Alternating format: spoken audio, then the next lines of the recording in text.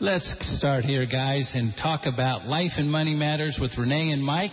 Guys, welcome to the studio today. Kind of a rainy day, but you know what? I think we're going to make this entertaining for our listeners, make sure that they understand what we're dealing with when it comes to taxes and life and how we can maybe plan for the future and make life a little bit better. How are you doing today, Renee? Doing great, Jim. How you doing?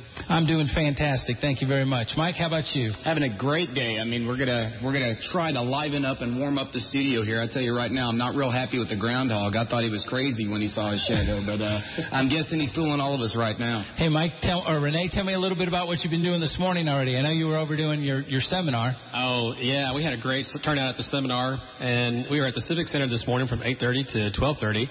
And we had to change your life one day at a time. I was working with a group of people that came out to learn some of the tools about what I teach as far as coaching and give them some insights on how they can change your life and some of the goals and just a ton of stuff. And we had a good time. So I'm pretty pumped up about that. And like Mike said, we're trying to warm up the studio here, and I'm there already. Good deal. Hey, Mike, you and I were talking before we got on today. This is tax season, man. We're right in the middle of it. Don't remind our listeners. I know, but most people have got their 1099s. Most of them have got their W-2s. It's time to figure out what they're going to do. The reality is 2011. There's nothing we can do about it. It's here. It's gone. It's not a lot we can do. But let's talk about what we can do to maybe help lower the tax bill in 2012. And what do we see the future to government and our whole tax bill situation ended up going? Or where do we see it going? Well, absolutely. And I know this is, and again, I want to qualify this. I'm not a CPA. I work with CPAs, and I help with distributing retirement assets the most tax-efficient way possible. But I can give you just some small tips if your listeners out there. Hopefully, if you are driving around in this mess, you're being a little bit careful. But what I would like to kind of say to that, Jim, is one thing that you can do still for 2011 is, if you haven't already, you can contribute to an IRA or even your SEP IRA, as long as you do it before you file your taxes. A lot of people don't know that you can do that all the way out till October 15th of this year if you file an extension. If you need a write-off, you can, if you haven't done it already, you can contribute to an IRA. Now, of course, income levels apply. A lot of people also don't know that if you make more than a certain amount of money that you can contribute to an IRA, you may not get the write-off. What's a SEP IRA, though, for our listeners? Okay, a SEP IRA stands for a self-employed person's IRA, and basically, and those were created so self-employed individuals who may not have a 401k or may not have access to creating their own pension are able to put more aside for retirement. And the rule is 25% of your income, and I believe in 2012 it's 25% of your income or $5,000, $46,000. I can't remember the exact limit for 2012. As you know, the tax rules change, it seems, daily. But I do know it's 25% of your income. And that would be a huge write-off that you could use going forward. Another thing, since we're on self-employed, and I know this doesn't really deal with IRAs, but I always find this with clients. A lot of people out there, Renee, for example, are self-employed or run their own shop or have mom and shop pops here. Well, I don't know about y'all, but when I was 14 years old, my father didn't take too kindly to me sleeping at 10 o'clock in the morning in the summertime. So it was, son, you're coming up there at 8 o'clock with me, and you're going to file, you're going to help answer phones, you're going to do whatever it takes, but you're going to be productive this summer. And the reason that we did that, and this is still around today, is you can pay your children up to $5,700 a year. Now, granted, you don't want to be paying a baby $5,700. There are age limits. You don't want to get you don't want the IRS, oh, here's Junior. He can't even speak, but you're telling me he filed and did all. Typically around 12 years old and older will be okay. But what I mean by that is you pay your child $5,700 a year. Now your self-employed business gets the write-off. These are all things you could start doing now at spring break. I know those kids aren't probably really looking forward to doing any work, but hey, if they come in and file, who's to say you didn't pay them $20 an hour to do certain things around the office a couple of hours a week? But anyway, then those children, and it's up to you as parents, then the children, if you want to make them keep half of it, you can invest the other half in an IRA for those children, or you can even have that money set aside for a college savings plan. It's a real good way to write off $5,700 out of the business, because $5,700 is not taxable to your child. So that would be another good thing for self-employed people that they could do to help lower the tax. Sorry, I'll go ahead, Renee. I've been stealing a microphone long enough. No. I do not like the IRS, so I'm trying to... You're not stealing. Understand. Go ahead, Jim. Well, I was just going to tell our listeners, if you've got any questions about IRAs or setting SEEPs up or any of that kind of stuff, give us a call here at 972-923-1390. We'd love to take your questions. And if you've got a tax question in particular, we're right up front here, gang. We are not CPAs, but maybe we can at least provide you a framework for a discussion on that. So give us a call at 972-923-1390 or 972-938-1390 on our EMS line, and would love to take your questions today for Renee and Mike. Renee, let's get a little bit into the whole concept of trying to take control of our life and setting our goals, and then how this applies to the tax situation. What can we do, and how can we stop that procrastination bug that hits us all? Well, let me dovetail on what Mike was talking about. What interests me, and I'll come back to that question, is one of the things that Mike was talking about. He had children working for the parents, right, Mike? Mm-hmm. And I like that because there's parents out there that may not have the time, so that could be part of the goal that said they don't ever have enough time to get things done, is that they hire their children to help them with filing those papers. And what do they need to do? I don't know how many papers that is, but it could be something they can do. Now, go back to Jim. Yeah, let's go back to that question. Make sure we answer that for our listeners. What do we need to do to stop the procrastination bug when it comes to planning for taxes? I think that's something that, as far as time management, I would suggest that the listeners write that down and then start looking at what's keeping them from procrastinating on getting those taxes completed.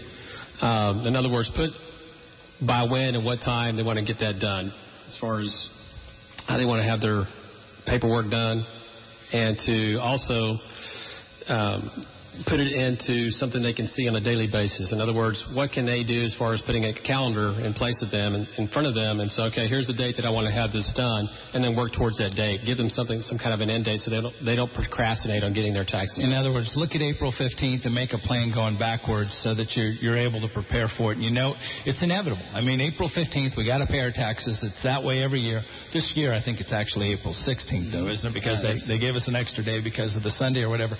But the idea being that we know it's coming, so we got to have a plan to adjust it. Well, if you're a procrastinator, and it's the best thing to do, and I know for me, sometimes I procrastinate. I'll throw myself out there. But, for me to write it on the calendar and then work towards that date, it gives me, just like the workshop I did today, if you just look at something, how important it is for you, and you understand the consequences that's going to happen if you don't get it done, then you have an understanding of how important it is. So with that April 16th date, they're small. You start chunking it down. What are the small things that you can do on a daily basis to get you prepared for that, and not wait until the last minute? Because so many people will wait till the last minute to file their taxes, which and they can get in trouble with that, and it becomes a headache, and then their energy gets put into another area that they don't want it to be put in. Basically, it just starts giving them headaches. Their body starts giving them some signals and saying, "Hey, this is not a fun place to be in."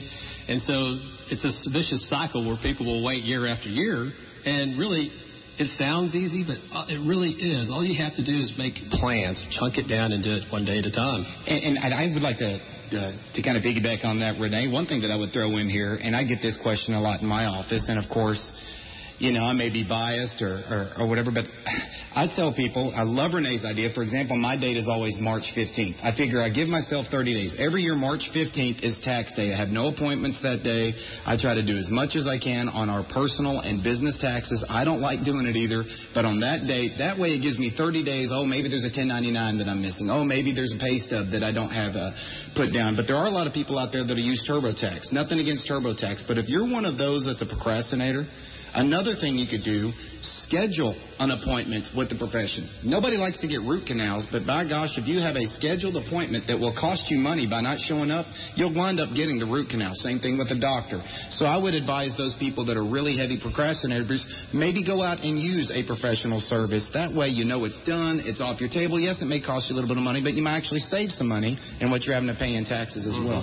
Talk to me about the stress that comes out of this whole process. Everybody sits there and feels the stress and the anxiety, and here we go again, and am I going to have enough money to pay for my taxes, whatever. Renee, what techniques can you use to reduce the stress level when it comes to this whole process? Well, Jim, one of the things we talked about in the workshop this morning was an irritation list, and what that means is that you can go through anything in your life on a sheet of paper, and you can carve it up in 3 sections. What's your irritations? When do you want to have it done? And who can help you get it completed? So on the left column, you could write down what are the irritations. What's irritating me? Could be my taxes, not filing them enough, getting my paperwork together. It could be many other things that are going on in a person's life. But that's what causes the stress. So once you start writing that down on a piece of paper, when you can get it done, and identifying those areas, that can reduce the stress. Because there's so many irritants. You can walk by your house and say, God, I wish I'd paint that door. That door's been unpainted for the last 5 years, and it just drains energy from somebody's. Well, just make a date, paint the door. Get it done and get it over with. So it's just like taxes. You start, as Mike mentioned, make a plan, start working it. But that irritation list, I would guarantee you, the listeners out there, you write down, go around anything that's causing irritation to you, because what that's doing is causing stress. And once you start adding taxes onto that stress level, everything else can compound. All the other stresses or irritations can compound on that. Does that make sense? Makes perfect sense. Yes. 5 more things, Mike. Kind of on that, not to add to the stress, so maybe Renee's going to kick me here. But, Jim, for you, it may be a volleyball question up to you, but do you actually think taxes are going to go up or go down in the next couple of years? Now, I know it's a political year, so I'm not asking a politician. No, but, it's so evident. All you have to do is look at the sheer numbers, okay? When you look at the amount of debt that the United States has taken on over the last 2 years, over the last 4 years, over the last 10 years, that debt, if we're going to get it paid for, has to come from one of two places. I don't know. Yeah, you can keep printing money, and I guess, a lot of people have said that's one way to do it, and the stimulus thing kind of blows me away, because you hear that argument and you go, but they're spending my money, aren't they? I mean, it's my tax money that ultimately runs the government. So with that in mind, it's inevitable that if we're going to pay down our debt, somewhere that money's going to have to come from, and now it's just a matter of what's the taxing entity. And we talked about Did I nail it, or did I drop it? Forget which political side of the fence you're on. I'm trying to be as non-biased as possible. The one thing I would just tell people, go look it up, Google it, Wikipedia, whichever one, look up how many IRS agents were hired in 2011. Depending on your sources, it's somewhere between 12,000 to 16,000. Now, I may not be the smartest guy in the room, but are you hiring 12 to 16,000 more people in that workforce because you're thinking they're going to be going after less tax returns, or do you think they're going to be trying to hammer and go after more tax returns? So, again, not to add to that stress, but I think a big part of the reason that I wanted to mention that is to get people prepared for that. I think we're kind of going forward into a new era of tax preparation and tax paying, that you need to be more diligent and you need to be planning for 2012 right now. And we can go over some ways to do that, but I think that reduces your stress knowing that you're doing things to avoid higher taxes in 2012. Yeah, I think being proactive and having those part of that areas of goal setting, I think that can really help a person or help people out as far as their planning. And, looking at where they're at situational-wise in their taxes and how it compares to last year in 2011 going forward in 2012. And then, it's all about being proactive. It's all about being proactive. And the more we wait, the worse it gets for us. And so, again, that adds stress. And then, for those that have families out there with children and whatever, then that could be stressful. And do you think people actually do that, though? I mean, do you think the average Joe out there, the guy that is running around right now, sits there and plans out when they're going to do their taxes? I would challenge our listeners. If you're out there, give me a call at 972-923-1390 and tell me when you plan to do your taxes. I'm going to guarantee 80% of them sit there and go, well, I'm going to do it on April 14th if I think I owe money. And if I think I'm getting money back, I'm going to do it on January 2nd. And that's really the two drivers. If they think they're going to get money back, they're going to do it as quickly as possible because they want to get that tax return back. And Mike, that brings me to another point here. You and I had this conversation before we even got on the air today. When you get money back from the IRS, what have you just done? You've basically given our government that we're paying $454 billion just in interest on our loans as a government. You're giving our government an interest-free loan for a year. And I know, and trust me, my mom is now a retired school teacher. Every year she gets excited because she gets her money back, and that's her vacation fund. And I keep trying to tell her, Mom, if you're averaging $3,000 or $4,000 a year, what is that? That's $300 a month on average. That's $3,600. Instead of getting so much money back and it being an interest-free loan from the IRS, now let's start putting $300 a month into a vacation fund, into that emergency fund. Heck, you know, listeners may not like me because I said don't go out to eat as much. Well, there you go. There's your going out to eat fund. You already have a vacation fund, Mom, but now you don't have to wait till May 2012 to get your money back to go on the vacation in summer. You're retired. If you have a vacation fund, now you can go in February. Sure. Give them an interest-free loan. Well, and to sit there and have somebody else hold your money in today's market makes no sense whatsoever.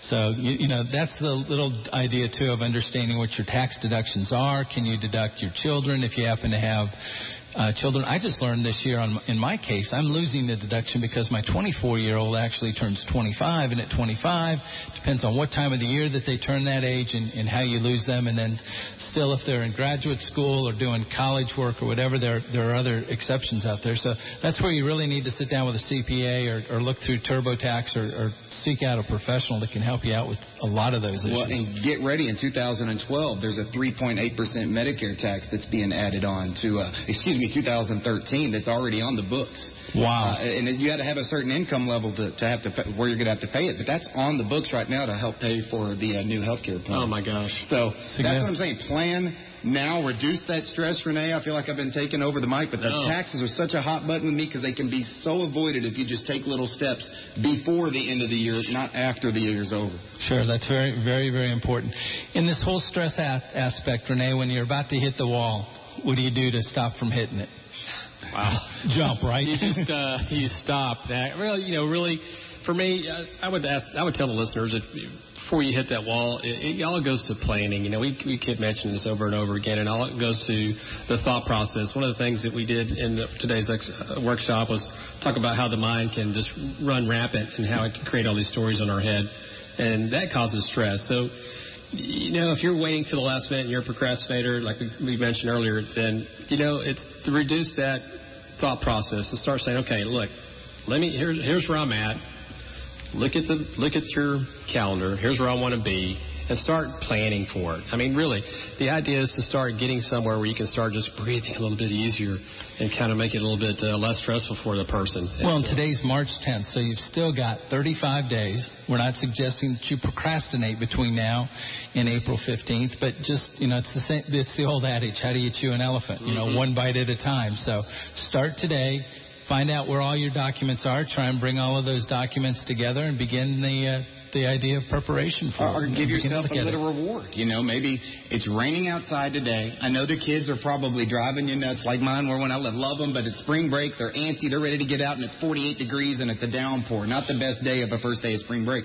So the wife and I are taking them to a movie later, but maybe that's something I might even start on this weekend because you made the challenge. I know I said March 15th, but what else am I going to do today after the show? I can't go and look at flowers. That's what I was going to plan on doing. Maybe that's what I do, and I reward myself with an extra big box of popcorn or something like that tonight at the movies. I'm just reward yourself. You don't have to knock out all your taxes today or all the things that you want to get done. Do a little bit of it and knock it out and reward yourself for doing that. Well, here's a Jim Phillipsism. We have a set meeting every year with our CPA, and we know that on X date that we have to have everything done. And our CPA will start about 2 weeks prior to us having that meeting, and he just sends me a little zig or my wife a little note saying, do you have everything ready? You know, and we're not going to cancel that meeting. And the other thing he's done, and I kick him for it sometimes, but if we cancel that meeting or we move it, he charges me. And so we don't miss it. I think that's smart. I think that makes you be accountable, and that's what we were talking about earlier. Schedule it with a professional just like a doctor or dentist. Exactly. Hey, gang, we'll be back here in a minute to take more of your calls. Please give us a call at 972-923-1390 or 972-938-1390 and challenge Mike and Renee. We really want to talk about your taxes. We want to talk about how we can maybe save you some money and how we can work things through for you. We'll be back here in a minute.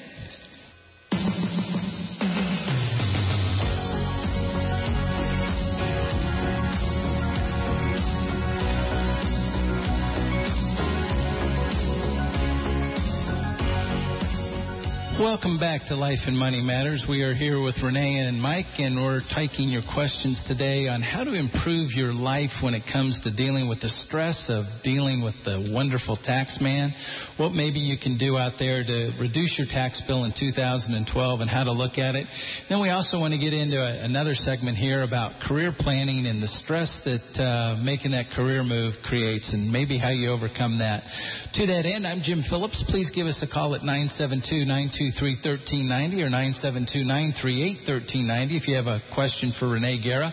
Renee is a life coach and puts on seminars throughout the Ellis County area. You had one today over at the Waxahachie Civic Center. And Mike, what can I say about the wonderful Mike? Mike has a career or a seminar coming up here in the next couple of weeks, and I'll let you get into that, Mike, in the second half of our show. And to that end, Mike Hill is a professional, though, guys, and I give him a hard time just because he's a Texas Aggie guy, you know, what can you say? But well, Ennis will get all over you for that. Their school song is the same as the Aggie song. That's true. That maroon color just doesn't do it here in Waxahachie. But neither here nor there. Let's, again, we'll take your calls at 972-923-1390 or 972-938-1390 on the EMS line. Give these guys anything that you're thinking about out there, audience. And to that end, Mike, Renee, I'm sorry, one of the things that you and I talked about earlier was how can I get past the fear of making a career change? It's that time in my life that I want to make a career change. What helps me over the top to make it? Well, you know, I had a guy this morning that was talking about that at the seminar, and he said, you know, I came to your seminar because I want to make some changes in my life. There's a lot of things that are going on, things that aren't going right, and you know, he says, how can you help me? And so, you know, a lot of the techniques that I taught today were about taking that fear and feeling the fear and working through that, and then also we talked about goals and, you know, basically writing down the goals that he wanted to accomplish and by when and by what time. And, you know, a lot of times people will just get stuck in that rut thinking I'm not good at this or I'm not good at that. So, you know, we've talked a little bit about how you find out what your skill level is. What do you like to do? What would you do for free that just you didn't have to get paid for? And so this gentleman, you know, we were kind of going through the course this morning, and you know, he shared some things about what he's wanting to do, but he seemed to be pretty straight on what he wanted to accomplish already. You know, he just said, I just wanted to get a little bit of help. But for the listener out there, basically, what do you like to do, and what are you good at? And I would ask those questions, and you can also get some opinions from your family and friends if they've seen you doing some projects or something that they're like, you know, you're really good at woodwork, or you're good at creating all types of things out of. I've heard a lady she buys junk and she creates all kinds of artwork out of it, and then she created a full-time job out of that. She just loved doing that. So I think people can just look at what within themselves, and then identify some areas that could be a career opportunity for them. You and I talked about that earlier too, in terms of knowing what it is that are your restrictions. You know, it may be money restrictions, it may be where you are in your life cycle in terms of understanding how much money it's going to take to make a mortgage payment, how much money it's going to take to live on. It may be an issue of things much broader in terms of happiness and those kind of things. How do you weigh all of those when you go to put this plan together to make the big career move? Oh, that's a great question too. I think, you know, each individual, when you're looking at not having enough money to pay those the bills, it goes back to, like Mike saying, you have to have some type of emergency fund. But I think it goes to careful planning and working with that partner and support individual that if you're married and you have that spouse that can probably take a little bit of that chunk of stress, so to say, or just some responsibility is the best word I could use, and work as a team. I think that gives that individual some confidence to move forward, because it does take some courage to make that change. And, you know, we talked about this morning about opportunities that can be passed by if you just don't take action. There could be a great opportunity to try to take a job, and all of a sudden it's like, no, I'm scared to make that move, or I don't want to drive that extra 10 miles. And it could have been something that could have been just really worked out well for them. So review all the options that you have. Carefully think it over. You don't want to just kind of dive into it. But I still think if there's opportunity that presents itself and the cards line up and people want to help you, ask questions and provide and get feedback from other individuals. Sure. I love that response because, I mean, we talked about this ad nauseum, and I think a lot of people are aware of it, but I think fear, you said it, fear is your biggest enemy. You said you had to have courage to do this change. Of course you have to have the courage, but fear is what I think holds so many people back. And you were talking, and it's March Madness. And I'm springing this on y'all, but it just makes me, because y'all didn't know this already, I'm a huge biography reader. I love reading biographies, and one that I want to start is about the coach for the basketball team at Butler. 2 years in a row, he's gone to the Final Four. Brad Stevens, the pride of Indianapolis, Indiana. Thank you very much. Absolutely. And their gymnasium, a lot of people may not know, was where they filmed Hoosiers. Hinkle Fieldhouse, and I can actually tell you 4 times I've been in that. See, and I didn't. We're not going to go there. Jim didn't know I was going to mention this, but that's great. He's giving it back. But my point is, he was working at a job 55, 60 hours a week, 25, 26 years old, the pride of his family. He's making $60,000, $70,000 a year, just got married. His wife hadn't even finished law school, and he had no passion. He hated it. He hated it. And he went to his wife, just like what you said. So when you're saying the spouse or partner, it definitely helps being supportive of each other. Went to his wife. She said, do it. Well, honey, what are we going to do for money? We've got a little bit of savings. Worst case scenario, we'll get some help from the parents, whatever. This is your dream. He went and worked as a graduate assistant and sat on a bench for a basketball team, made no money. No money. No money whatsoever. Took that job and got some little bitty small, and Jim could probably tell more than anybody else. But long story short, now, because of his enthusiasm, people told him he was crazy. He's taken Butler, one of the smallest schools that probably play in the tournament, to the Final Four and into the finals, I believe, last year. 2 years in a row, and he is getting offers, 7-figure offers. He can go basically name your offer besides Duke, who has such a... My point is, I think it's his passion that drove him, and a lot of people have passion for their jobs, but this is something he was not going to fail at, and he overcame that fear, and I think it's a great story, and I think it kind of goes in line. Don't be afraid because it's just the money issue. It's this issue. You'll find a way if it means that much to you. You know, people make fun of the concept of blind ambition, but I think a lot of times blind ambition is out there for that, to overcome that fear factor. There's never going to be a job, a decision, whatever it is in your life that will be 100%. And we've now got into this whole concept of paralysis by analysis and the whole information, give me more information, give me more information. I can tell you from a personal experience, and having met Brad Stevens, having met Bobby Knight, having met John Wooden, some of the greatest coaches in the world, the first thing they'll tell you is, if you don't dribble the ball, nothing happens. Absolutely. If you don't move forward in a game, in life, in your thought process, whatever, nothing will ever come to it. And you have to take that first step. You may take the first step and you might fall flat on your face, but the reality is you can get back up and you can take the second step, the third step, the fourth step. That paralysis has got to be overcome if you're going to make a difference in your life. And the only way you move forward is by just saying, listen, I'm going to go for it. I've got the best information. That's not to say you do it blindly.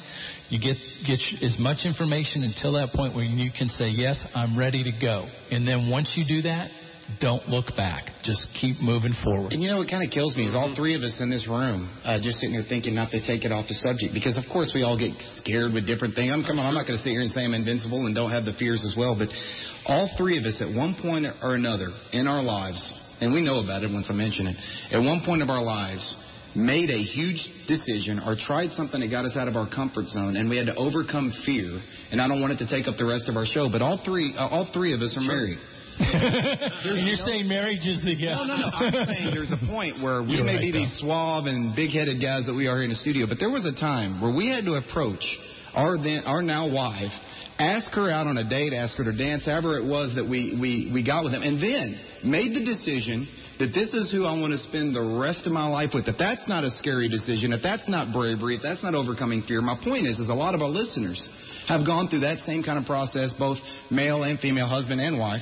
They've already overcome that fear, and this is up for judgment. It may be a good decision, bad decision. We're not going to get it out on the radio, but my point is you can overcome fear. You've done it in the past. God knows I'm a witness to it, because there's no way I should be married right now if I wouldn't have gotten and overcome my fear to talk to the prettiest girl in a room. So, it works for all of us. I think it can carry over to other parts of our lives. Absolutely. Well, and I think the point you bring up is very valid.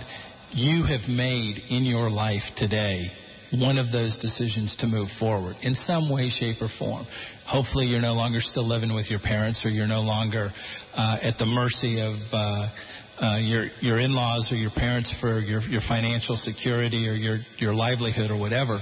But to that end, you've had to move your life in a positive way in going forward. So that's, you're right. The first step's been made. Mm-hmm. I agree. How do you take it from there, though, Renee? How do you take the second, third, and fourth step? That's where the life coach comes in, right?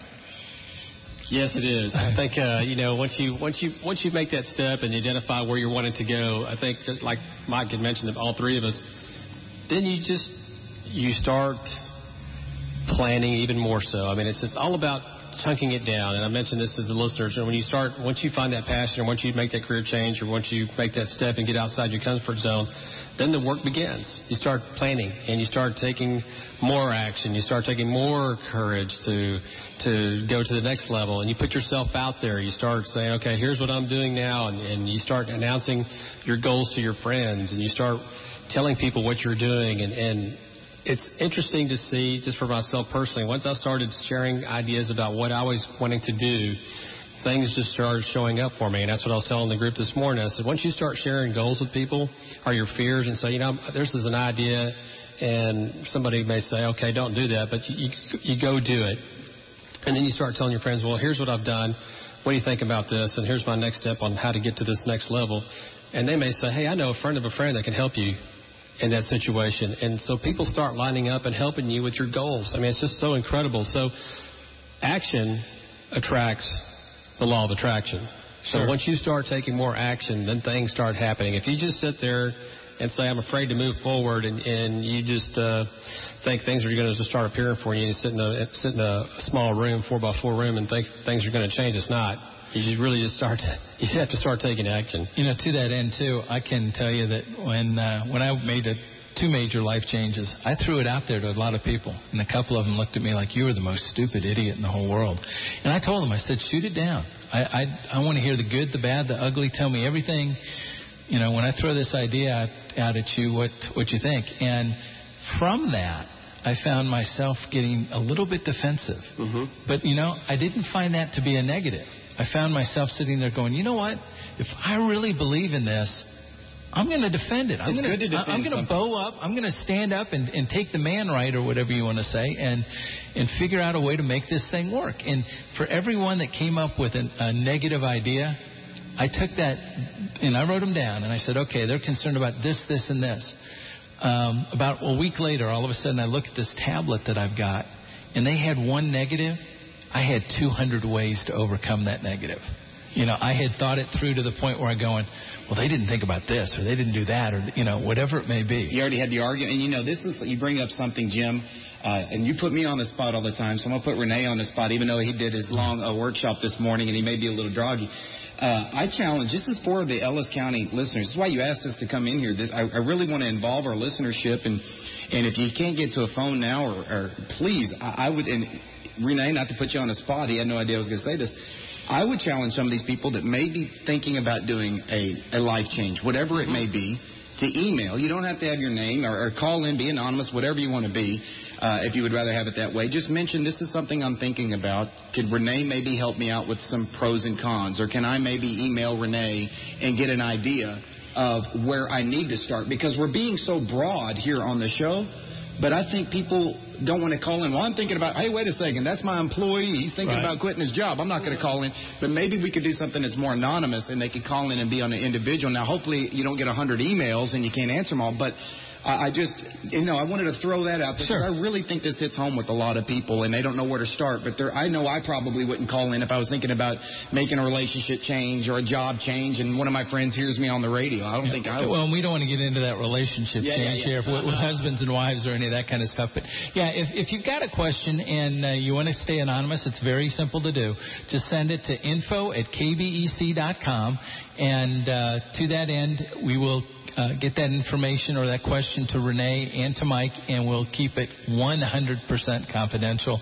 We do not pass that out in any way, shape, or form, and respect your privacy as a listener, and don't ever want to jeopardize that. And if you do call in at 972-923-1390 or 972-938-1390, you always have the option to allow me just to simply relay your question to Renee or Mike, or we can put you on the air. We give you that option up front, so don't ever feel afraid that if you do call in, we're going to immediately throw you onto the air and everybody in Ellis County is going to go, oh, man, this guy's making $680,000 and hasn't paid his taxes in 7 months, and we're going to go send the IRS after him. We don't play those kind of games. We will respect your privacy or respect whatever information you want to give us, and to that end, we appreciate it. With that, we're going to take a little commercial break here, come back, and kind of wrap the second half hour up. Guys, thank you for your time. I can't tell you enough. Renee and Mike are kind enough to come in here each week and really want to deal with both your financial and life questions and trying to improve your lives. And to that end, we appreciate it. Thank you, guys. Thank you.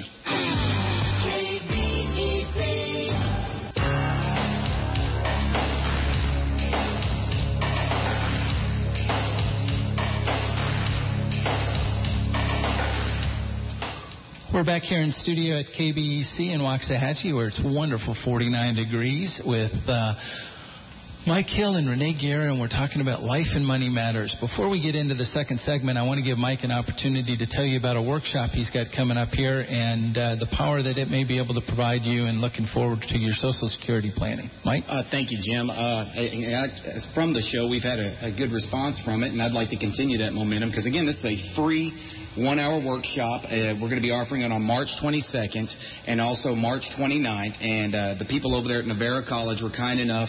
We're going to be using the room because this is for the community. That's the Navarro Midlothian campus. Yes, want to make sure to our listeners that they understand this is the Midlothian campus. The new Midlothian campus, and it's going to be March 22nd from 6:30 to 7:30, or March 29th, which is from 6:30 to 7:30. That's on a Thursday. It won't interfere with church. And some of the things that we're going to go over in this is not going over your investments. I just want to get that out there. So many people, Social Security is by far their largest so-called pension plan, if you will, during retirement, but so many people don't know how to plan for it. For example, if you make over $32,000 a year right now, and this hasn't been changed since 1982, by the way, if you make over $32,000 a year and you're collecting Social Security and you're married, your Social Security, 50% of your Social Security gets taxed. If you make over $44,000 a year when you're retired, 85% of your Social Security gets taxed. And there are ways to still collect income during retirement, but where some of it's not going to be reportable to the IRS. Tax credits, for example, not just for the big boys. These are things that you could do. But we're going to go over when you can count on benefits, how you could avoid managing Medicare mistakes, especially with the new Medicare taxes that are coming in 2013. We're going to be going over a lot of gamuts that's not just, hey, I'm 65. Do I want to take my Social Security? No, it's planning for it.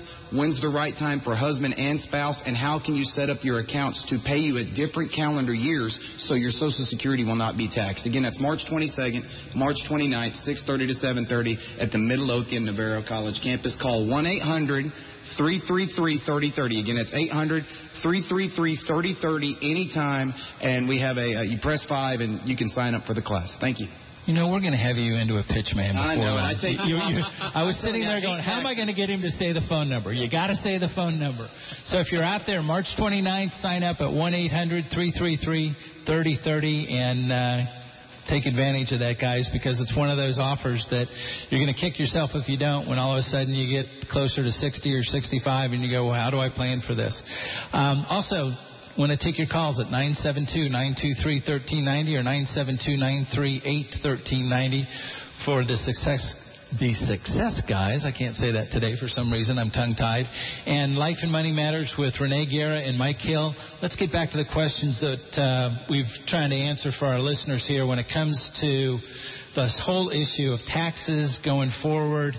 And this is something that Renee and I had talked about a little bit early on about when you're making a career change and making that kind of move in your life. It's time to select a career coach, okay? You've made the decision, I can't do it on my own. What do you do when it makes time, when it's the time to say, hey, who am I looking for? Renee? Well, Jim, I think when someone's looking for a coach or a life coach to help them, I think one of the things they need to look for is compatibility. What kind of coach is going to be in the present moment for them 100% of the time when they're on the call? Now, I work with my people or my clients rather, through face-to-face or phone calls. So what I do is I do like a 30-minute consult and really find out what they're wanting out of me. So I say, okay, what are you looking for in a coach? What type of personality you want to be working with? And also, when I'm asking them questions, is about accountability and saying, okay, if you're not going to complete one of your tasks or session class from the class, how am I going to hold you accountable for that? So, I think the questions is how do we gel well together? Is it going to be a good co-mingle, so to speak, when you're working with someone and to help them achieve what they want to achieve as far as their goals? And, for me, it's also finding out a little bit about their family and what's going on, what kind of stresses. We talked about the financial stresses, what is happening with them, and they have the same opportunity to ask me those questions. What makes me tick? Who do I like to work with? How often and how many hours do we work with? I work with my clients every week, 1 hour at a time. And one of the things that I do is I turn my phone off when I work with a client. Don't look at it. Don't try not to look at my emails. And I expect the same thing out of the client. Focus that time and get the most out of it that you can. Exactly. It's their time, and it's time for the client to, if they're working with a life coach or a business coach, that's really important that 1 hour is strictly about the client. And so whether someone works with me or they work with someone else, the thing is about finding out the integrity piece of that client or the coach and saying, hey, if something happens or if I need to make a cancel or a cancellation or move my appointment to somewhere else, how can you accommodate me? And, that's really kind of it. I mean, you just have to find out. It's like finding a new friend, so to speak, but you're not on a friendship level. You want someone to be on accountability. I mean, that's the piece, because I want to hold my client accountability. I want to be able to give them honest feedback and while they're taking 100% responsibility for their life. Mike, I know in your business and financial advisors, a lot of advisors, before you even walk in the door, will have a list of questions or will have white papers or whatever. Don't you have a list of like 11 questions I think you ask your guys to think about? That's something that's very, very important to me because, quite frankly, whenever we sit down with somebody for the first time, even if they are currently working with an advisor, it's an interview, if you will, for both of us, to be quite frank, at our firm anyway. I know some people will take all comers, God bless them. I really deal with people that are really looking to invest their safe money that they want for retirement. I'm not the guy that you called to double your money in a year. It would have been nice to have all of our money in Apple, but again, if the iPad 3 blows up in somebody's face, I'm not going to have to be calling my clients back and saying, oh, by the way, you just lost 20%. To answer your question, Jim, the 11 questions to ask prospective advisors, it's on our website at hillwealthadvisors.com. You can also get through it through KBEC. I provide this for not only my clients, but people that have maybe been referred to me, or maybe they're going and they want to print it off and go ask somebody that they're about to go interview with because their mother lives in Chicago. I can't work with you, Mike. I want to work with somebody local. Fine, print this off. And some of those questions, quite frankly, they seem easy, but they are, how are you compensated? And then that would be question number 2. And what cost will I incur in addition to your compensation? For example, when I open up an IRA account, is there a fee to open it up? What's the fee to hold that IRA account every year? Is there an activity charge, as some of these institutions are starting to put in? What are your services? Like what I was just giving you. When you go to a doctor's office, you know you're hurting. You know you're in pain, so I know I need to go to the stomach doctor because my stomach hurts. That's pretty easy. You see the big door on the internal medicine. But when you go to an advisor, make sure they have a specialty. Not, oh, I just make people money, or we invest people's money. We take care of you from 8 to 80. No, you need to, in my opinion, have somebody that's a specialist. If you're looking for somebody that only deals with, if your whole goal is to increase your retirement income, I want to deal with somebody that's a retirement income specialist, not somebody that's just a mutual fund specialist, for example. These are questions. There's many more. There's 11 on our website. We're more than happy to email them to any listener. Call in. Heck, I'll go over the other questions. I don't want to take up the whole day. But these would be questions I would ask CPAs. These would be questions that I would ask any advisor. And to that end, I get this every year. Well, Mike, I came over. It's great. the guy I'm with now, and this can even go to coaching, Renee, the guy I'm with now, I really like him. He's a great guy, invites me to this dinner every year and all that. That's fantastic. And I have great relationships. I'm so blessed to have clients that are friends and friends that are clients. But every year, you're starting over. It's a new interview. I mean, I love having the friendships, but I know if I don't perform, I'm not going to have you as a client, and it should be that way. I mean, we part as friends. Great, we shake hands, and you need to treat your advisors the same way because this is your life you're talking about. You're not going to be going to work at 78 as a Walmart greeter. Well, I want to share with our listeners, too, that all of these documents and all of the suggestions that Renee and Mike have are available on our website. You can simply go to the Success Guys and see the majority of those, or you can link to Mike's webpage, or you can link to Renee's. And I think that's very important, that if you really want to get into this and actually take action on the suggestions that these guys are bringing to the table, you're going to have to do some homework. You're going to have to really do some delving into your own personal finances or your own personal situations. And to that end, take advantage of what these guys are willing to provide to you free of charge to simply get that process rolling and get you thinking, because there's 101 questions out there. And to that end, it's beneficial to get your mind kind of kicked into higher gear. Renee, I want to kind of wrap it up and tell me what you thought the highlight of this morning's seminar are, and if you're going to do any more as you move forward here in Waxahachie and in Ellis County, Johnson and Kaufman County. Oh, the highlight was just the aha moments that a lot of the participants had as we were going through the exercises.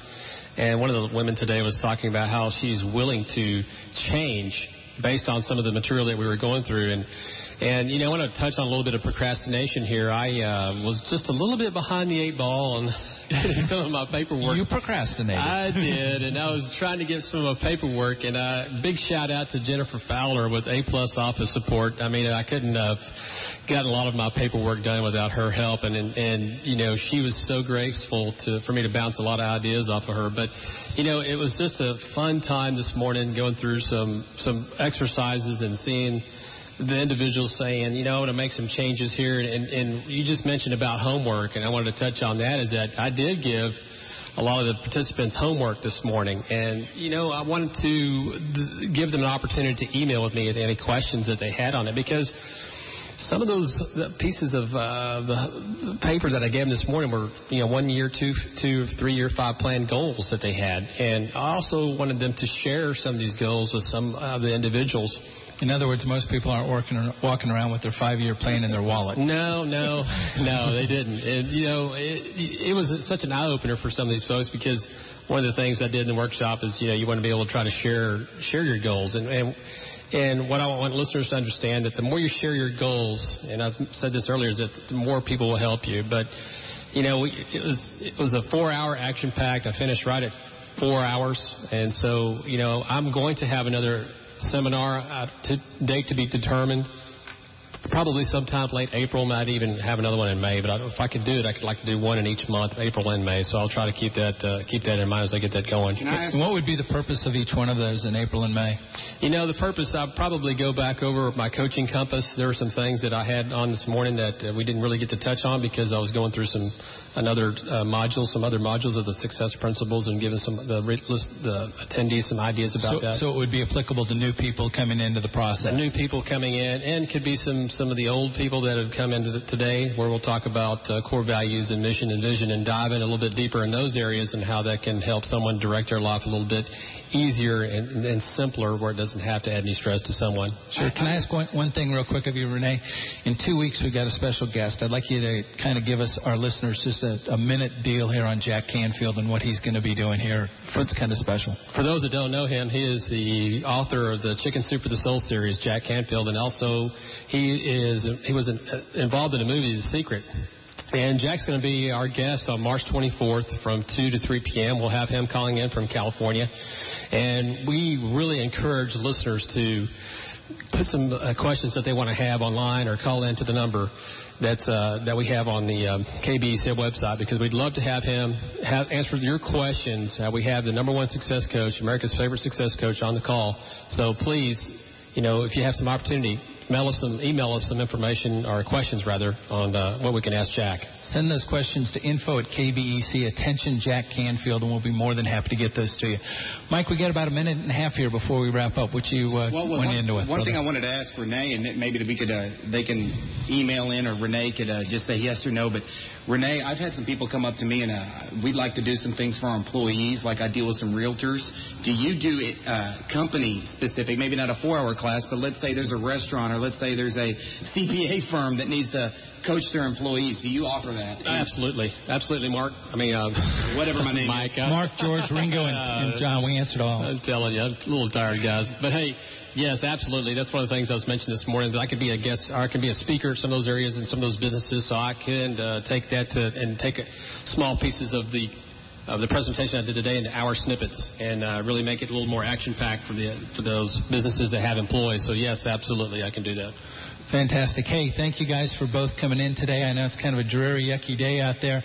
We can't tell you enough, gang. Feel free to give us a call at Renee or Mike at Living and Money Matters. Give us their questions at info@KBEC. We'll be more than happy to get those answered on the air, or get them to you in private. And to that end, thank you very much for listening to us today. We've got TSN News coming up in a second here. You've been listening to Life and Money Matters with the Success Guys on 1390 KBEC. Mike Hill is a registered representative of and securities offered through Berthel Fisher & Company Financial Services, Inc., member FINRA SIPC. Hill & Associates Wealth Management Advisors is independent of BFCFS. The interpretations and organizations of these ideas are the confidential thoughts of Mike Hill and do not represent the opinions of Berthel Fisher & Company Financial Services. Old Doc's Gospel Show, Sunday night, 6 to 10, right here on Classic Texas, 1390.